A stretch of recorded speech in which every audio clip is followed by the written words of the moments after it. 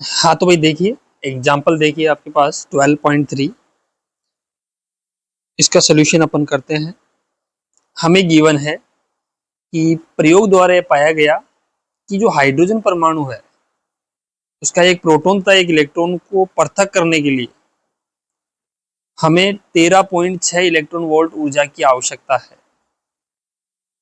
यानी तुम समझ गए होंगे, ये टोटल एनर्जी की बात कर रहा है बच्चों। जो ई एन से भी डिनोट कर सकते हो आप, और चाहे ई टोटल भी दिखा सकते हो, और इसकी वैल्यू होती है माइनस का 13.6 इलेक्ट्रॉन वोल्ट। कुल ऊर्जा हमारे पास माइनस में आ रही थी, ये इसने दे रखी है। हाइड्रोजन परमाणु में कक्षीय त्रिज्या तथा इलेक्ट्रॉन का वेग ज्ञात करना है। यानी आपको एक तो कक्षीय त्रिज्या निकालनी है और एक इलेक्ट्रॉन का वेग, यानी कि एक तो आर एन फाइंड करना है और एक वी एन फाइंड करना है। तो आप सभी जानते ही हैं कि ई एन बराबर, हम सभी फॉर्मूला जानते हैं, minus 13.6 Z square upon n square होता है कि नहीं बताओ। अब चूंकि हाइड्रोजन परमाणु है तो जेड तो कितना ले लेंगे, 1। ई एन माइनस 13.6, 1 का स्क्वायर 1 हो जाएगा, अपॉन में आ जाएगा ओनली एन स्क्वायर। ठीक है, सोल्व आउट करेंगे इसको तो कितना आ जाएगा देखिए। ई एन का वैल्यू रख दो -13.6 इलेक्ट्रॉन वोल्ट, और देखो यहाँ भी इलेक्ट्रॉन वोल्ट लगेगा, आपको पता होना चाहिए, जब अपने डेरिवेशन किया था तो उसमें इलेक्ट्रॉन वोल्ट लिखा था हमने। दोनों तरफ से इलेक्ट्रॉन वोल्ट को क्या कर दो बच्चों, कैंसिल आउट कर दो। माइनस से माइनस भी कैंसिल आउट, 13.6 से 13.6 भी कैंसिल आउट। इधर 1 बचेगा, इधर 1 अपॉन एन स्क्वायर बचेगा, so that n square is equal to 1। फिर यहाँ से अगर आप निकालना चाहो तो एन की वैल्यू कितनी आ जाएगी बच्चों, एन की वैल्यू मैं यहाँ लिख देता हूँ, एन की वैल्यू 1 आ गई। इसका मतलब बच्चों ये ग्राउंड स्टेट की बात कर रहा है, समझ गए होंगे आप। एन इक्वल टू 1 के लिए तो आप निकाल ही सकते हैं, कोई दिक्कत है आपको, सीधा सा हो जाएगा। यहाँ से आर एन कितना होता है, फॉर्मूला सभी को पता होगा, ए नॉट एन स्क्वायर अपॉन में जेड, यही होता है। तो एन इक्वल टू 1 की बात करनी है, ए नोट की वैल्यू सभी को याद होगी, 0.529 भी लेते हैं या 533 भी आप ले सकते हैं। और एंगस्ट्रॉम आता था यहाँ पर, तो एंगस्ट्रॉम को लिख देंगे -10⁻10 मीटर इंटू एन का वैल्यू 1 का स्क्वायर 1, जेड का वैल्यू 1। तो जब इसको सोल्व करेंगे तो 0.533 इंटू 10⁻−10 मीटर, और इसको थोड़ा सा और अगर आप डेसिमल को आगे प्लेस करेंगे इधर, अगर मैं इसको यहाँ ले जाना चाहूँगा तो 5.3 इंटू 10⁻−11 मीटर हो जाएगा ये। ठीक, तो ये हमारा इसका आंसर हो गया रेडियस का। अब हम वेलोसिटी की बात कर लेते हैं। तो वेलोसिटी भी आप सभी को पता ही है, देखो फॉर्मूले याद होंगे तो आप फटाफट कर लोगे न्यूमेरिकल्स, पहले बता रहा हूँ मैं आपको, है ना। और फॉर्मूले याद नहीं है तो फिर टुकर टुकर देखते रहो, कुछ होना जाना नहीं है आपसे फिर, है ना। इसलिए न्यूमेरिकल्स के लिए आपको फॉर्मूले, जिस प्रकार से मैंने 11 चैप्टर के जो आपको शॉर्ट नोट्स बनवाए थे ना, आपको उसी के अकॉर्डिंग इसके भी शॉर्ट नोट्स बनाने हैं। ठीक है, तो इसका फॉर्मूला था v naught Z by n. ठीक है, तो v n equal to v naught Z by n, ये रहेगा।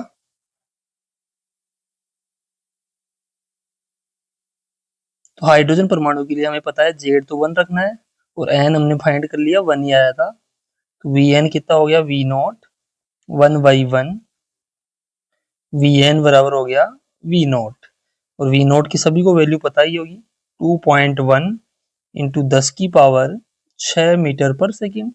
या आप कई जगह देखो बच्चों, इसको 2.2 भी लिखा हुआ है, दोनों ही सही है। आपके एनसीईआरटी में जो आंसर में दे रखा है वो 2.2 दे रखा है। तो आप लोग कोई सा भी लिख दें, इतना कोई फर्क पड़ने वाला नहीं है। ओके, तो इस क्वेश्चन का जो आंसर हमारा कंप्लीट हो चुका है। चलिए नेक्स्ट एग्जाम्पल पे चलते हैं। देखिए नेक्स्ट एग्जाम्पल, क्वेश्चन में गिवन है कि क्लासिकी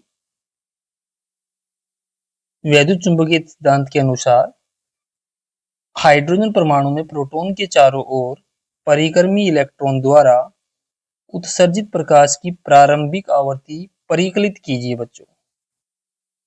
इसका ना आपसे आवृत्ति पूछ रहा है। अब हमें पता ही है कि हाइड्रोजन परमाणु में जो प्रोटॉन के चारों ओर इलेक्ट्रॉन घूमेगा, उसकी हमें क्या निकालनी है, आवृत्ति। तो देखो हाइड्रोजन परमाणु के लिए हम Z तो 1 ही लेंगे, और इसने बोला है कि फ्रीक्वेंसी बता दीजिएगा, न्यू की वैल्यू फाइंड करनी है। तो आप सभी को ये तो पता है कि चाल या वेग, या चाल लिख लो, चाल बराबर क्या होगा, दूरी बटा समय। ये कंसेप्ट थोड़ा सा अलग है, मैंने चैप्टर में वैसे करवाना चाहिए था तो नहीं करवाया, कोई बात नहीं। ऐसे एनसीईआरटी में इतना आपको डिटेल में अंदर नहीं है, तो फॉर्मूला तो आप जानते हैं तो सभी। चाल को लिखूंगा मैं v से, और दूरी को लिखूंगा, दूरी कितनी होगी बताओ। देखो ये हाइड्रोजन परमाणु मान लीजिए, ये न्यूक्लियस है, नाभिक, और ये रेडियस r। इलेक्ट्रॉन तो यहाँ घूमेगा, इस पथ में घूमेगा वो चारों तरफ। इस टोटल पथ की लंबाई हो जाएगी 2πr, क्योंकि वृत्त की परिधि होती है 2πr। अपॉन में दूरी हो गई, नीचे आएगा समय। सपोज करो इलेक्ट्रॉन को एक चक्कर पूरा करने में t टाइम पीरियड लग रहा है, और आप सभी जानते होंगे न्यू बराबर होता है 1/t। तो v कितना हो गया, 2πr, और ये 1 इंटू में 1 लगा लो, 1/t कितना हो गया, न्यू। न्यू तो यहाँ से न्यू निकाल लो, इसको इसके नीचे भेज दो, तो न्यू बराबर हो गया v/2πr। ठीक है, तो न्यू कितना आ गया, v का वैल्यू बताओ। अब देखो हाइड्रोजन परमाणु की बात कर रहा है, तो आपको यहाँ n दे नहीं रखा, तो n आप यहाँ कैलकुलेट भी नहीं कर पाएंगे, तो आपको n1 मानना है। यानी हम उसकी मूल ऊर्जा स्तर की बात कर रहे हैं, और वहां पे जो उसका वेलोसिटी था वो था 2.2 इंटू 10⁶ मीटर पर सेकेंड। ऊपर तो वेलोसिटी रख दोगे, नीचे 2 की वैल्यू 3.14 इंटू r कितना होता है बच्चों, मूल ऊर्जा स्तर में R1, पहले ऊर्जा स्तर की ऊर्जा होती है R1 बराबर A0, तो 0.529 वाला ही आएगा। या भी अपन ने कैलकुलेट किया था पिछले क्वेश्चन में, 5.3 इंटू 10⁻⁻11 भी उसको लिख सकते हैं। यही होगा क्या। तो यहाँ से न्यू जो बनेगा, जब इसको सोल्व करोगे ना आप, तो ये अराउंड आएगा बच्चों 6.6 इंटू 10⁻15 हर्ट्ज। ये वैल्यू मेरे पास आ जाएगी। थोड़ा सा इसको सही लिख देता हूँ ना। तो ये आ गई हाइड्रोजन परमाणु के लिए, यानी उस इलेक्ट्रॉन के लिए जो आवृत्ति है वो इतनी होगी। ओके, आई होप आपको समझ में आया होगा। जब भी आपसे ऐसे क्वेश्चन पूछता, आप बस ग्राउंड स्टेट वाले पैरामीटर काम में ले। ग्राउंड स्टेट में क्या वेलोसिटी थी, क्या ऊर्जा है, क्या त्रिज्या थी, वो सारी चीजें आप ध्यान रखें। ठीक है, तो आई होप आपको दोनों एग्जाम्पल अच्छे से समझ में आए होंगे। अब चलते हैं हम एक्सरसाइज वाले क्वेश्चंस की तरफ। देखिए बच्चों, अभ्यास में चलें, मैं फटाफट फिल इन द ब्लैंक्स भर देता हूं आपके लिए। देखिए, प्रत्येक कथन के अंत में दिए गए संकेतों में से सही विकल्प का चयन करना है। थॉमसन मॉडल में परमाणु का साइज रदरफोर्ड मॉडल में परमाणुीय साइज से क्या होता है, अपेक्षाकृत काफी अधिक, भिन्न नहीं, अपेक्षाकृत काफी कम। तीनों में से कौन सा आएगा यहाँ पर। तो बच्चों याद रखें, आपको पता है कि थॉमसन मॉडल और चाहे रदरफोर्ड मॉडल, दोनों ने ही परमाणु का साइज लगभग 10⁻10 मीटर दिया था। इसका मतलब है यहाँ जो आंसर आएगा वो भिन्न नहीं आएगा बच्चों, यानी भिन्न नहीं है, दोनों में ही, दोनों के अनुसार दिया गया साइज बराबर दिया गया था। ठीक है, बी देखिए, खालिस्तान में निम्नतम अवस्था में इलेक्ट्रॉन अस्थायी साम्य में होते हैं, जबकि खालिस्तान में इलेक्ट्रॉन सदैव नेट बल अनुभव करते हैं।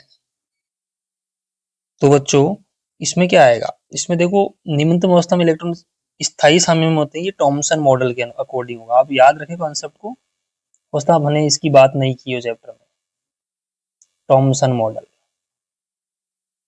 जबकि रदरफोर्ड जो मॉडल कहता है, ये तो हमने बात करी थी, रदरफोर्ड मॉडल में इलेक्ट्रॉन सदैव नेट बल अनुभव करते हैं। कैसे, देखिए ये पॉजिटिव मान लीजिए नाभिक है और इलेक्ट्रॉन यहाँ घूम रहा है चारों तरफ। आपको पता है इन दोनों के बीच कूलाम आकर्षण बल लगता है, ए Q1 Q2 upon r square, तो Z e into k Z e into e upon में आर स्क्वायर। कूलाम आकर्षण बल इलेक्ट्रॉन को इधर खींचने का प्रयास करता है और एक टाइम बाद इलेक्ट्रॉन कोलैप्स कर जाना चाहिए, यानी एटम कोलैप्स हो जाएगा, यानी परमाणु डिस्ट्रॉय हो जाना चाहिए। ऐसा रदरफोर्ड के मॉडल में था, ठीक है ना।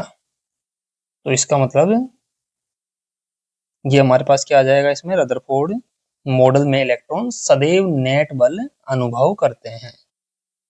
चलें आगे, अगला है पर आधारित किसी क्लासिकी परमाणु का नष्ट होना निश्चित है। ये किसने कहा था, थॉमसन ने तो नहीं कहा, अकॉर्डिंग टू रदरफोर्ड मॉडल में ही ऐसा हो रहा था। तो आप लिख देंगे रदरफोर्ड मॉडल पर आधारित किसी क्लासिकी परमाणु का नष्ट होना निश्चित है, क्योंकि वो घूमता घूमता कहाँ जाएगा, अंत में नाभिक में गिर जाएगा। अगला है किसी परमाणु के द्रव्यमान का में लगभग सतत वितरण होता है, लेकिन में अंततः असमान द्रव्यमान वितरण होता है। तो थॉमसन मॉडल कहता था कि परमाणु के अंदर पॉजिटिव और नेगेटिव आवेश समान रूप से फैला हुआ है, जैसे कि एक तरबूज में लाल भाग और उसके जो बीज है वो समान रूप से फैले हुए हैं, ऐसा आपको पता है, ठीक है ना। तो जबकि रदरफोर्ड क्या कहते हैं कि जो पॉजिटिव चार्ज है वो एक छोटे से स्थान पर केंद्रित है, जिसको नाभिक कहा गया। तो यहाँ आ जाएगा रदरफोर्ड मॉडल, ठीक है। अगला देखो, में परमाणु के धनावेशित भाग का द्रव्यमान सर्वाधिक होता है। अब द्रव्यमान तो सर्वाधिक होगा किसका, ये बोल रहा है कि में परमाणु के, यानी कौन सा मॉडल के अकॉर्डिंग, रदरफोर्ड मॉडल या दोनों मॉडल। तो याद रखना दोनों, चाहे वो रदरफोर्ड का हो चाहे वो थॉमसन का हो, दोनों मॉडल में परमाणु के धनावेशित भाग का द्रव्यमान सर्वाधिक होता है। और हम ये जानते हैं कि प्रोटॉन का मास इलेक्ट्रॉन के मास का अराउंड 1836 गुना होता है बच्चों, 1836 या 1837 गुना, ये आपको पता होना चाहिए, ठीक है।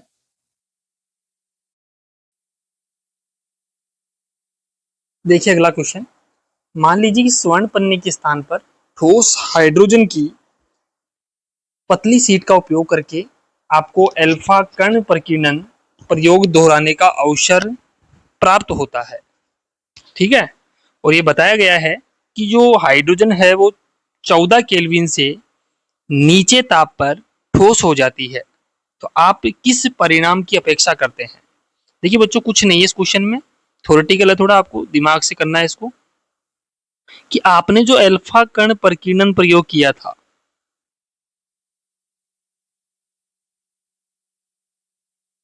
प्रकीर्णन प्रयोग, उसमें आपने क्या यूज किया था, सोने की पन्नी यूज की थी बच्चों,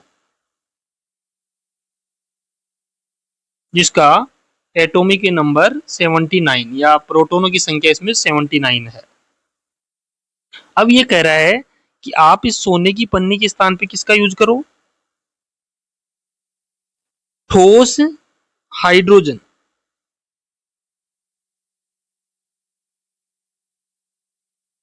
ठोस हाइड्रोजन की पतली सीट का, ठीक है। और आपको अल्फा कण प्रकीर्णन दोहराना है। तो मुझे बताइए बच्चों, जब सोने की पन्नी से आपने किया था तो अल्फा कणों का क्या हो गया था, विचलन हो गया था, वो अलग अलग कोणों पर क्या हो रहे थे, विचलित हो रहे थे। ऐसा क्यों हो रहा था, बिकॉज जो सोने का जो परमाणु था उसमें जो पॉजिटिव चार्ज है उसका द्रव्यमान बहुत ज्यादा है अल्फा कण की तुलना में, क्योंकि अल्फा कण क्या होता था, 2 हीलियम 4 का एक धनावेशित आयन है बच्चों,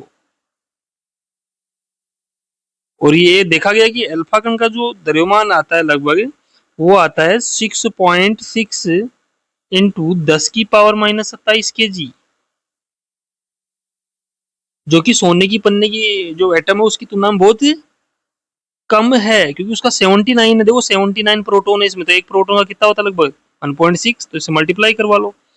यानी आप अगर प्रोटॉन से भी देखें मास को तो बहुत ही ज्यादा है सोने की पन्नी का। इसका मतलब अल्फा कण हल्के थे और सोने की पन्नी के जो परमाणु थे वो भारी थे।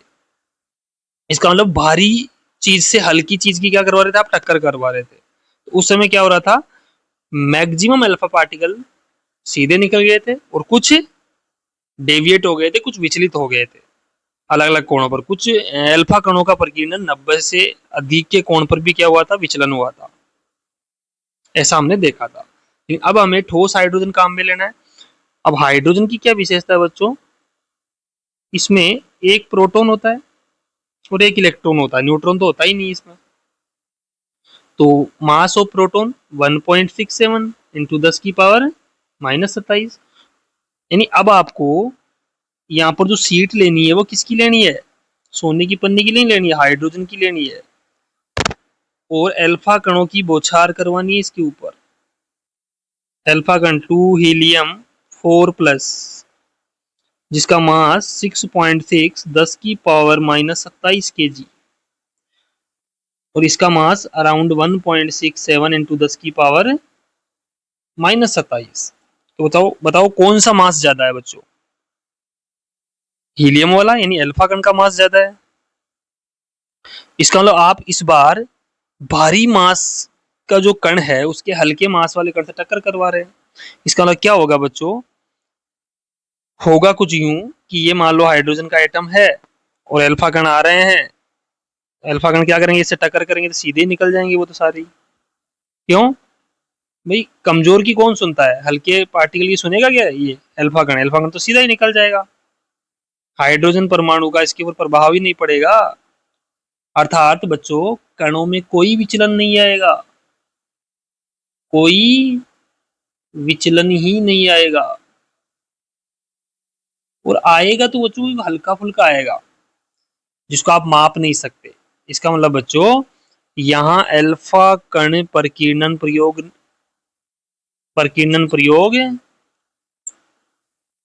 नहीं होगा। ऐसा क्यों, क्योंकि प्रकीर्णन कोण का मान लगभग 0 के बराबर है। ठीक है, तो अगर आप सोने की पन्नी की जगह बच्चों हाइड्रोजन, ठोस हाइड्रोजन की सीट लेते हैं तो क्या नहीं होगा, आपका अल्फा कण प्रकीर्णन प्रयोग अच्छी तरह से नहीं होगा। ठीक है, चले नेक्स्ट क्वेश्चन की तरफ। देखिए प्यारे बच्चों, अगला क्वेश्चन हमारे पास है कि 2.3 इलेक्ट्रॉन वोल्ट ऊर्जा अंतर किसी परमाणु में दो ऊर्जा स्तरों को पृथक कर देता है। उत्सर्जित विकिरण की आवृत्ति क्या होगी यदि परमाणु में इलेक्ट्रॉन उच्च ऊर्जा स्तर से निम्न ऊर्जा स्तर में संक्रमण करता है। प्यारे बच्चों, तो देखिए कैसे सॉल्यूशन देंगे इसका आप लोग, कि हमारे पास दो ऊर्जा स्तर है बच्चों। अगर जिसने चैप्टर को अच्छे से समझ रखा है ना बच्चों, एक भी न्यूमेरिकल में दिक्कत नहीं आ सकती आपको। अब उसने ये नहीं बताया कि n इक्वल टू 1 से 2 जा रहा है, ये कुछ नहीं बताया, बस दो ऊर्जा स्तर दिए हैं। एक को आप ई इनिशियल मान लो, एक को ई फाइनल मान लो, या E1 E2 भी मान सकते हो, कोई फर्क नहीं पड़ेगा। और इनकी जो ऊर्जा अंतर दे रखा है इन्होंने, इन ई फाइनल यानी यहां से इलेक्ट्रॉन यानी उत्सर्जित विकिरण की आवृत्ति क्या होगी, ये बोल रहा है ना ये, जब इलेक्ट्रॉन उच्च ऊर्जा स्तर से निम्न ऊर्जा स्तर में संक्रमण कर रहा है। इसका मतलब बच्चों इलेक्ट्रॉन यहाँ नहीं है, पहले इलेक्ट्रॉन हमारे पास कहाँ है, यहाँ था उच्च ऊर्जा स्तर में, अभी यहाँ से आ रहा है नीचे और निम्न ऊर्जा स्तर में आ रहा है। इलेक्ट्रॉन को यहाँ तक आने में क्या करना पड़ेगा, ऊर्जा को उत्सर्जित यानी उत्सर्जित करना पड़ेगा। तो एक विकिरण हमारे पास उत्सर्जित होगी, और मैंने बताया था इसकी वैल्यू आती है ई फाइनल माइनस ई इनिशियल बराबर एच न्यू। ये ई फाइनल माइनस ई इनिशियल की वैल्यू इन्होंने दे रखी है ऊर्जा अंतर, देखो 2.3। तो आप लिख लो E final minus E initial equal to H nu, और इस अंतर की वैल्यू इन्होंने दे रखी है 2.3 इलेक्ट्रॉन वोल्ट बराबर एच न्यू। आपसे क्या पूछ रहा है? आवर्ती तो पूछ रहा है। तो आवर्ती कैसे निकालोगे? न्यू निकालना है तो एच का डिवाइड हो जाएगा, 2.3 इलेक्ट्रॉन वोल्ट अपॉन एच। बच्चों इलेक्ट्रॉन वोल्ट को आप चेंज कर दो, क्योंकि आवर्ती हर्ट्ज में आनी चाहिए ना, इसलिए इलेक्ट्रॉन वोल्ट को आपको चेंज करना पड़ेगा। 1.6 10 की पावर -19 जूल, और नीचे ये होता है 6.62 इंटू 10 की power -27 joule into second. Joule से जूल कट जाएगा, 1/सेकेंड क्या होता है? हर्ट्ज ही तो होता है। इसको जब आप सोल्व करेंगे ना तो अराउंड कितना आ जाएगा? कितना आएगा? सोल्व करो। देखो यहाँ पर हमारे पास जूल से जूल काट दिया बच्चों, यहाँ 27 नहीं होगा, यहाँ पर हो जाएगा 34 होता है ना माइनस का। तो जब इसको आप सोल्व करते हैं तो इसकी वैल्यू मैं डायरेक्ट लिख दूं, ये आएगा बच्चों 5.55 करके इंटू 10 की पावर 14 हर्ट्ज। आप सोल्व करना, और चाहो तो आप उसको आगे भी कर सकते हो, थोड़ा राउंड अप करके लिख दो। 5.6 इंटू 10 की पावर 14 हर्ट्ज भी आप लिख सकते हो। ओके, ये आंसर भी आपका सही है, ये भी सही है। हो गया बच्चों? चले नेक्स्ट क्वेश्चन की तरफ। अगला क्वेश्चन देखिए बच्चों, हाइड्रोजन जो हमारे पास है, हाइड्रोजन परमाणु की निम्नतम अवस्था में ऊर्जा दे रखी है -13.6 इलेक्ट्रॉन वोल्ट। इस अवस्था में इलेक्ट्रॉन की गतिज और स्थितिज ऊर्जाएं क्या होगी? बच्चों बहुत ही अच्छा क्वेश्चन है, अगर आपको रिलेशन पता है उससे ही हो जाएगा डायरेक्ट। ये तो मुझे बताओ, उसने दे रखा है निम्नतम अवस्था में ऊर्जा दे रखी है, टोटल ऊर्जा दे रखी है बच्चों, ये ई एन मान लेता हूं मैं। कितनी दे रखी है? -13.6 इलेक्ट्रॉन वोल्ट। जब भी इसमें गतिज और स्थिति नहीं दे रखा आपको तो उसको टोटल ऊर्जा माननी है। अब आपसे फाइंड ही करवा रहा है ना गतिज और स्थिति, तो देखो तो टोटल ऊर्जा हो गई है। हम जानते हैं, ये वर्ड तभी लिख पाओगे जब आपको याद है चीजें, है ना। तो गतिज ऊर्जा के एन मैंने बताया था, वो टोटल एनर्जी के मोड के बराबर होती है बच्चों, क्योंकि गतिज ऊर्जा कभी नेगेटिव हो नहीं सकती, इसलिए इसका आंसर कभी ऋणात्मक आएगा ही नहीं। ये रिलेशन बताया था, तो के एन आ जाएगा, ई एन का मोड कर दो बस, -13.6 का मोड, तो के एन की वैल्यू आ गई 13.6 इलेक्ट्रॉन वोल्ट। ये हो जाएगा आंसर। ये हमारे पास आ गई गतिज ऊर्जा। अब कह रहा है स्थितिज ऊर्जा भी बता दो। तो मैंने आपको बताया था कि स्थितिज ऊर्जा जो है ना बच्चों, वो क्या होती है? वो हमारे पास 2 टाइम्स हो जाएगी, किसकी? टोटल ऊर्जा की, है ना। चाहे आप ऐसे लिख लो चाहे कैसे लिख लो, माइनस वहां से आ जाएगा, है ना। तो ये हमारे पास इसका रिलेशन होता है। तो यू एन 2 × 13.6 माइनस में दे रखा है, और क्योंकि स्थिति ऊर्जा नेगेटिव होती है तो ये कितना हो जाएगा? 6 दूनी 12 हो गए, 3 दूनी 6 हो जाएगा, एक 7, 2 एकम 2, और एक सही है, तो ये 2 ही आएगा ना। तो यहाँ हो जाएगा 27.2, और माइनस का साइन आगे आ जाएगा, तो -27.2 electron volt is the right answer. बताओ कितना अच्छा क्वेश्चन है, इंपॉर्टेंट क्वेश्चन है बच्चों, बोर्ड में आने लायक क्वेश्चन है। ऐसे क्वेश्चन ही आपके बोर्ड में पूछे जाते हैं। ठीक है, चले अगले क्वेश्चन की तरफ। चलिए भैया अगला क्वेश्चन। क्वेश्चन कह रहा है कि निम्नतम अवस्था में विद्यमान एक हाइड्रोजन परमाणु एक फोटोन को क्या कर रहा है बच्चों? अवशोषित करता है, यानी कुछ ऊर्जा ग्रहण कर रहा है, जो इसे n बराबर 4 स्तर तक क्या कर देता है? उत्तेजित कर देता है। फोटोन की तरंग दे रही है तथा आवर्ती निकालनी है बच्चों। That is very important question, ध्यान रखे बच्चों ये भी। यानी आपको लैम्डा निकालना है और आवर्ती।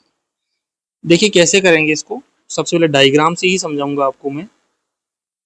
ये दो ऊर्जा स्तर है, ये निम्नतम बोल दिया इस बार, तो n बराबर 1 मानना पड़ेगा। निम्नतम का मतलब सबसे कम, n बराबर 1 ही होता है। और इसको ले जाता है कहाँ से कहाँ तक, n बराबर 4 तक। यानी पहले इलेक्ट्रॉन बच्चों यहां पर था, अब इसने क्या किया, ऊर्जा को ग्रहण किया, और ऊर्जा को ग्रहण किया तो ये उच्च ऊर्जा स्तर में जाएगा, यहां चला जाएगा। तो पूछ रहा है जो ऊर्जा इसने ग्रहण की उस लाइट की, उस फोटोन की क्या बताओ, तरंग दैर्ध्य बताओ और आवर्ती बताओ। तो बच्चों अगर तरंग दैर्ध्य निकालनी तो आवर्ती तो अपने आप ही आ जाएगी। कैसे करोगे, सपोज करो इस ऊर्जा स्तर की ऊर्जा मान लो E1, इसकी मान लो E4।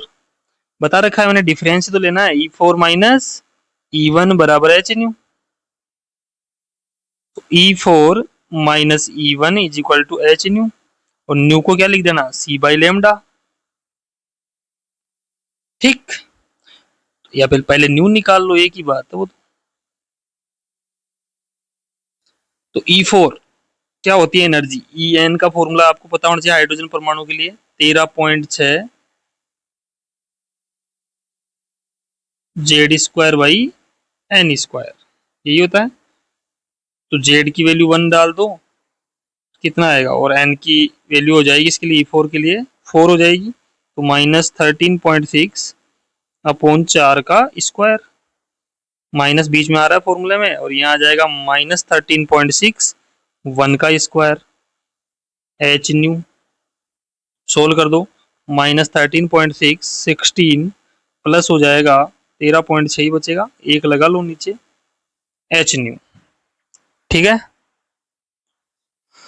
कितना आया, यहां से सोल्व करेंगे तो देखो एच न्यू बराबर लिखो आप -13.6, यानी इसको लिख लो आप 13.6 को पहले लिख लो और माइनस वाले को बाद में लिख लो, 1 लगा लो। तो एच न्यू कितना हो गया, 16 एकम 16, और ये कितना बचेगा, फिर डिवाइड ही कर लो ना इसमें, इतना करने की जरूरत नहीं है। 13.6 माइनस 13.6 में बच्चों आप डिवाइड लगा दो किसका, 16 का, तो ये आएगा -0.85। इसको माइनस कर दो इसमें से, तो 13.6 माइनस 0.85 करो, तो ये आएगा एच न्यू की वैल्यू आ जाएगी 12.75। आ गया ना, इसको लिख दो एच सी बाई लेमडा, लिख सकते हो ना, और 12.75। मैंने आपको एच सी की वैल्यू बच्चों डायरेक्ट बता रखी है, 12,431, या कई बार बच्चों इसकी वैल्यू 12,400 भी लेते हैं। ठीक है, इलेक्ट्रॉन वोल्ट इंटू एंगस्ट्रॉम आएगा बच्चों यहाँ पर।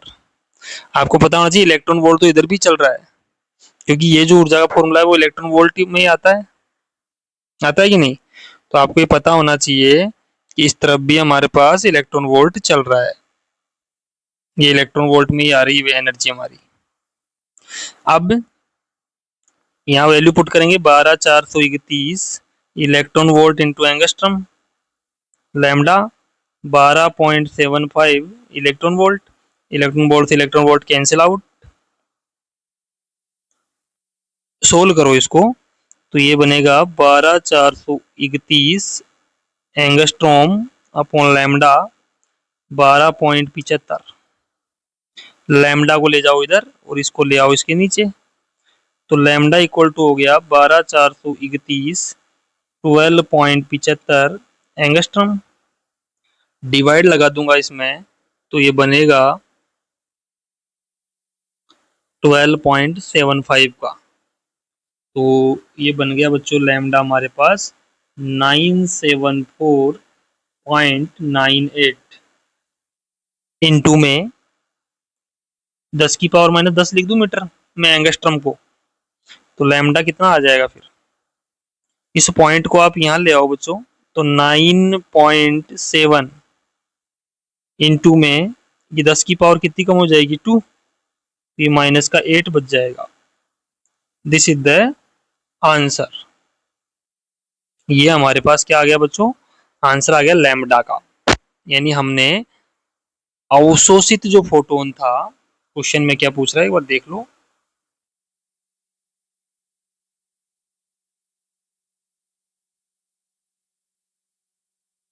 यानी हमसे पूछ रहा है फोटोन की तरंग दैर्ध्य पूछ रहा है, जो अवशोषित फोटोन था ना। हाँ, तो इसका जो आंसर आएगा बच्चों 9.7 इंटू 10⁻⁸ मीटर ही आने वाला है। या आप इसको एक चीज और लिख सकते हैं बच्चों, 97, इस पॉइंट को भी खत्म कर दो, है ना। और चाहो तो इसको नैनोमीटर में ले जा सकते हो आप, 10⁻9 हो जाएगी ना, तो लैम्डा हो जाएगा 97 नैनोमीटर। ये पावर को आगे पीछे करना आपको आना चाहिए, है ना, अदरवाइज तो फिर आप न्यूमेरिकल सोल्व नहीं कर पाएंगे। अब क्या चाहिए हमें, आवर्ती। तो न्यू बराबर सी बाई लैम्डा होता है ना, सी की वैल्यू रख दो, ये सी की वैल्यू रख दी मैंने, लैम्डा कितना 9.7 इंटू 10⁻⁸। इसको आप सोल्व करेंगे ना तो ये आ जाएगा 3.1 10⁻15 हर्ट्ज। न्यू आ गया 3.1 इंटू 10⁻15 हर्ट्ज। ओके, तो ये आपका आंसर हो गया इस क्वेश्चन का। चलते हैं नेक्स्ट क्वेश्चन की।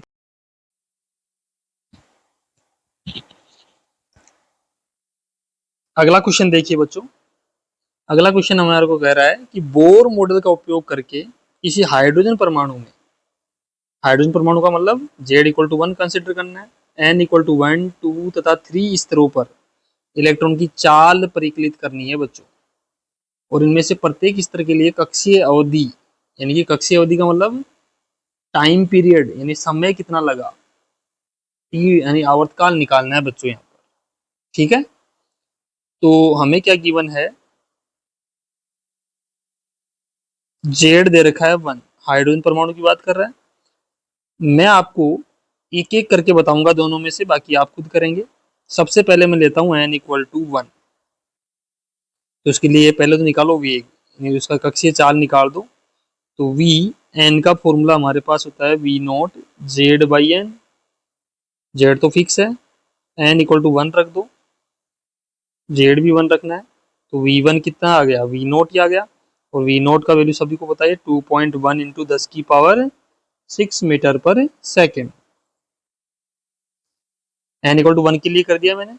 अब इसी के लिए प्रत्येक स्तर के लिए कक्षीय अवधि भी निकालनी है, तो मैं यहीं पर निकाल देता हूँ। यानी T1 निकालना है। और T1 कैसे आएगा, आवर्तकाल क्या होता है, समय बराबर होता है दूरी बटे चाल। दूरी कितनी, जब परमाणु घूमेगा एक पूरा चक्कर करेगा तो 2πr, रेडियस आएगी R1 जब N=1 ले रहे हो। तो नीचे आ जाएगा दूरी बटे चाल, नीचे आएगा V1। तो T1 कितना हो गया, ये V वाला कर रहा हूँ यहीं पर, ये A वाला चल रहा है। T1 कितना आएगा 2 इंटू 3.14। R1 कितना आएगा बच्चों, R1 कैलकुलेट करना पड़ेगा आपको, तो आप पहले यहाँ R1 कैलकुलेट करें।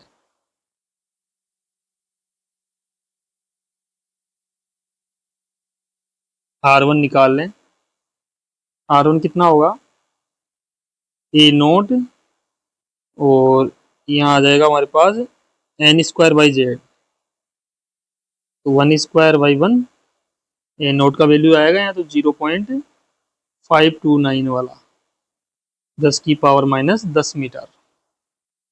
तो रख दो 0.529, 10⁻⁻10, और V1 कितना आएगा 2.1 इंटू 10⁻6। T1 टाइम पीरियड जो आएगा ना बच्चों, जब आप इसको सोल्व कर लेंगे कम्प्लीटली, तो ये बनेगा 1.527 इंटू 10⁻⁻16 सेकेंड। ऐसे आपको करना है, ऐसे यही प्रोसेस आपको n=2 के लिए करना है, सेम दोनों फॉर्मूले लगाते जाना है। n=3 के लिए करना है ना, V1 निकालना है, फिर V2 निकालना है, V3 निकालना है, ऐसे T1 निकालना है, T2 निकालना है और T3 निकालना है। लेकिन उसके लिए R1 R2 R3 निकालना पड़ेगा आपको ना, फॉर्मूले याद है, कर लेना है इसको। ठीक है बच्चों, चले नेक्स्ट क्वेश्चन की तरफ। 12.2 7 क्वेश्चन को देखिए। क्वेश्चन है कि हाइड्रोजन परमाणु में अंतरतम इलेक्ट्रॉन कक्षा की त्रिज्या कितनी दे रखी है? 5.3 इंटू 10 की पावर माइनस 11 मीटर। कक्षा n बराबर 2 और n बराबर 3 की त्रिज्याएं क्या है? बच्चों यहाँ एक वर्ड दे रखा है अंतरतम इलेक्ट्रॉन कक्षा। इसका मतलब क्या है? इसको इंग्लिश में कहते हैं इंटरमोस्ट इलेक्ट्रॉन ऑर्बिट।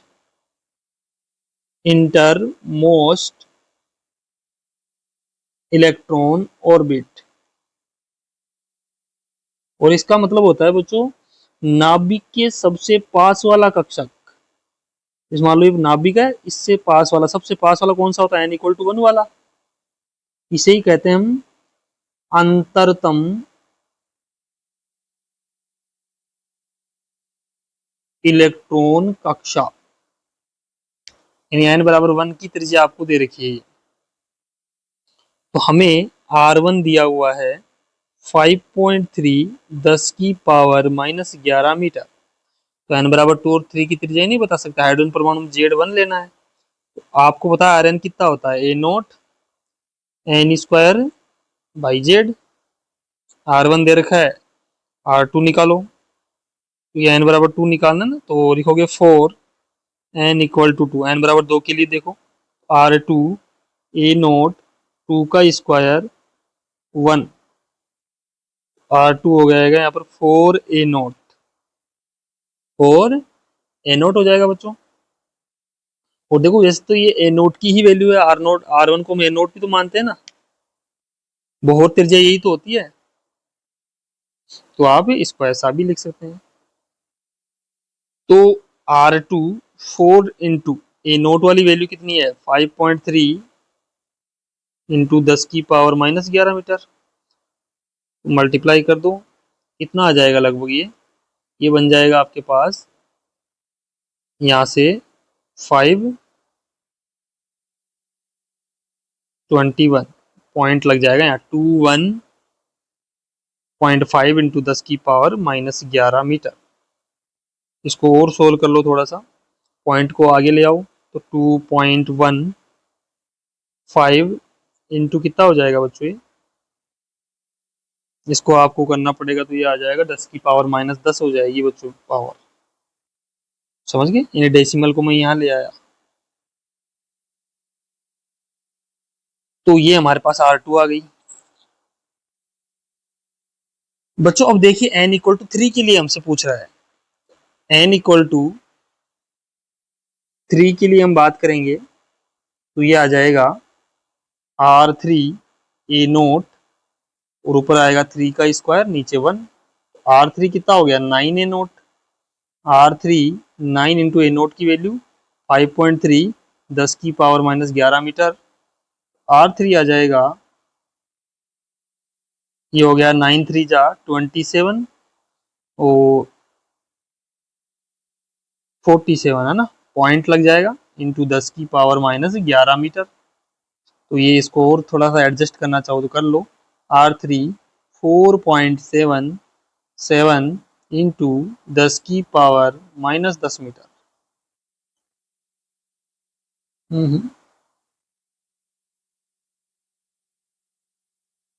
ठीक है, ये हमारे पास इसका आंसर हो गया बच्चों। यही पूछा हमसे क्वेश्चन में, देख लो एक बार। हाँ जी, ये हमारा क्वेश्चन कंप्लीट है।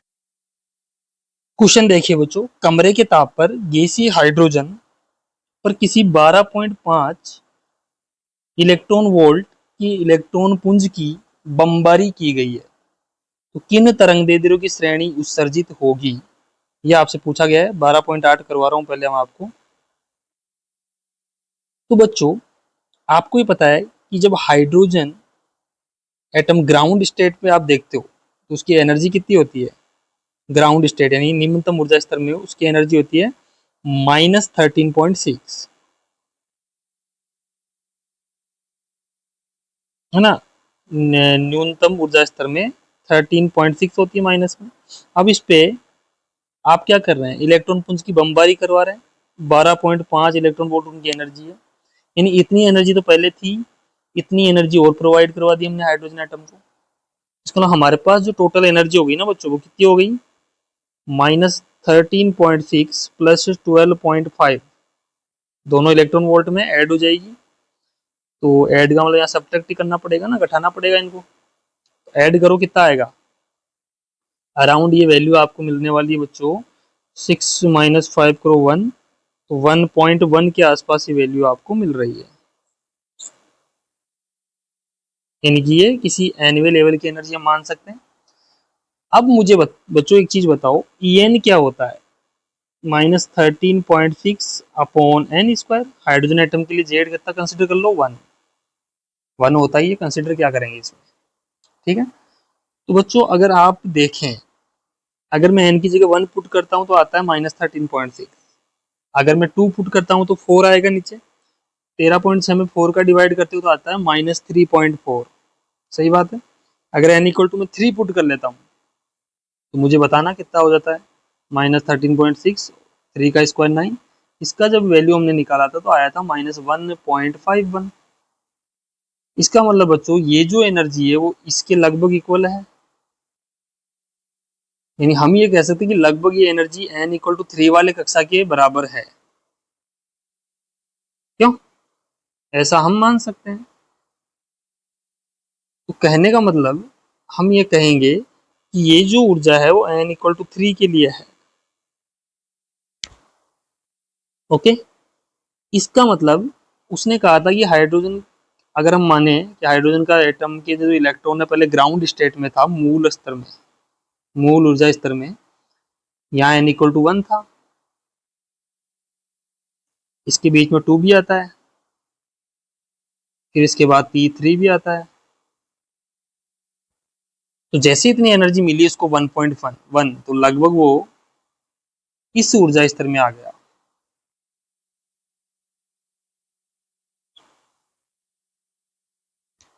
ठीक है। अब वो जैसे ही यहाँ से, अब होता है उच्च ऊर्जा स्तर में इलेक्ट्रॉन अस्थायी होता है, तो यहाँ से तो उसको वापस नीचे जाना पड़ेगा। तो वो जाएगा तो कैसे कैसे जाएगा बताओ आप। देखो, वो हो सकता है सीधा 3 से 1 में चला जाए, ऐसा भी उसके साथ हो सकता है। अगर वो 3 से 1 में जा रहा है तो कौन सी सीरीज होगी बताओ। अगर एन आई की वैल्यू 1 होती है और एन एफ की वैल्यू 2, 3, 4 होती है, तो कौन सी सीरीज होती है बताओ, कौन सी श्रेणी होती है, लाइमन श्रेणी। तो बच्चों ये जो एनर्जी है, इससे हमने आइडिया लगा लिया कि इलेक्ट्रॉन जो है वो 1 से 3 में गया होगा, लेकिन जैसे ही इलेक्ट्रॉन डी एक्साइट होगा, यानी वापस वो नीचे आएगा, नीचे वाले कक्षकों में संक्रमण करेगा, तो वो n बराबर 3 से n इक्वल टू 1 में आ सकता है। और जब ऐसा आएगा वो डायरेक्टली, तो हमें मिलेगी लाइमन सीरीज। लाइमन श्रेणी, ठीक है ना। तो लाइमन श्रेणी के लिए आप तरंग दैर्ध्य निकाल दो, 1/लैम्डा r, 1/ni की वैल्यू तो 1 का स्क्वायर, और ये हो जाएगी n फाइनल की वैल्यू 3 का स्क्वायर। सोल्व करेंगे ना इसको आप लोग, तो r 1/1, 1/9, तो ये लैम्डा जब निकालोगे तो 9 - 1 8 हो गया, 8/8 r/9 हो गए, तो 9/8 r हो जाएगा बच्चों। आर की जब वैल्यू वैल्यू पुट करोगे आप, कितना आ जाएगा ये? तो 9 आप खुद सोल्व करें, 1.097 इंटू 10⁻7, जब इसको सोल्व करेंगे बच्चों तो ये आपको लगभग मिलेगा 102.55 नैनोमीटर। ठीक, ये आपको वैल्यू मिलने वाली है। या आप उससे भी कर सकते हो अपना डायरेक्ट, जो था मैंने बता रखा है आपको 9/8, और 1/r को क्या लिखोगे, 912। तो इससे सोल्व करो 912 एंगस्ट्रॉम। तो मैं इसको कैलकुलेट करके आपको बता देता हूँ।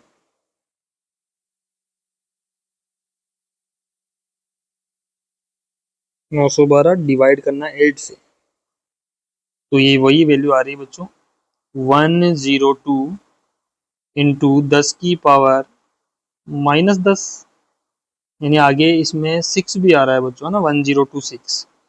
अब इन्होंने क्या करा है, एक डेसिमल लगा लिया इसमें, 102.6 हो जाएगा ये, इंटू में 10 की पावर कितनी बन जाएगी, -9। कितना हो गया 102.6, और 10 की पावर -9 मीटर को क्या कहते हैं, नैनोमीटर। ये लैम्डा आ गई लाइमन सीरीज की। और क्या हो सकता है बच्चों लाइमन में, देखो इलेक्ट्रॉन 3 से 1 में आया, ऐसा भी तो हो सकता है कि ये इलेक्ट्रॉन 3 से 2 में चला जाए, या 2 से 1 में चला जाए, ऐसा भी इसके साथ हो सकता है। तो जब ये 3 से 2 में जाएगा, हम पॉसिबल वेवलेंथ निकाल रहे हैं सारी, कौन कौन सी तरंग दैर्ध्य यहाँ पर हो सकती है। तो मैं मान रहा हूँ ये 3 से 2 में आया, और 3 से 2 में आने का मतलब कौन सी हुई, बाम्बर सीरीज। तो एन फाइनल हो गया, एन इनिशियल इनिशियल हो गया 2, और एन फाइनल हो गया 3। इस बार 1 अपॉन लैम्डा जो आएगी वो बाम्बर के लिए आएगी बच्चों, आर 1/2 का स्क्वायर और 1/3 का स्क्वायर। ये आप सोल्व कर लेंगे। आंसर मैं आपको बता देता हूँ इसका,